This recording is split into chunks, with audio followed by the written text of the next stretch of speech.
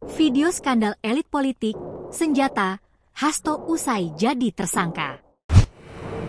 Jubir PDIP Guntur Romli mengaku sudah menonton video skandal elit politik. Video ini sebagai senjata Sekjen PDIP Hasto Kristianto setelah ditetapkan sebagai tersangka. Video ini ditonton setelah diamankan oleh Koni Bakri. Kemudian dikatakan Guntur bahwa video-video tersebut nantinya akan dirilis sebagai bentuk solidaritas bagi Yasona Laoli yang dinilai tengah alami kriminalisasi. Posisi Yasona dalam perkara Harun Masiku dikatakannya hanya sebagai saksi tapi dicekal.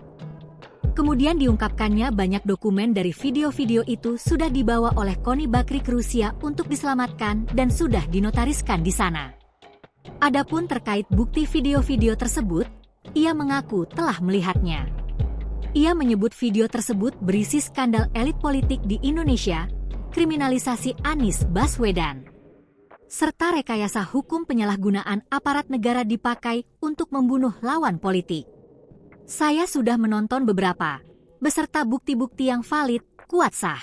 Karena bagaimanapun saudara Sekjen itu ada di pusaran kekuasaan selama 9 tahun tanpa harus menjadi pejabat publik, kata Guntur.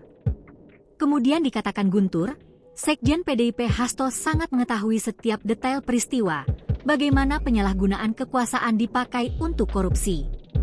Kata Guntur ada juga video khusus soal kriminalisasi Anies Baswedan beserta bukti-bukti pertemuan.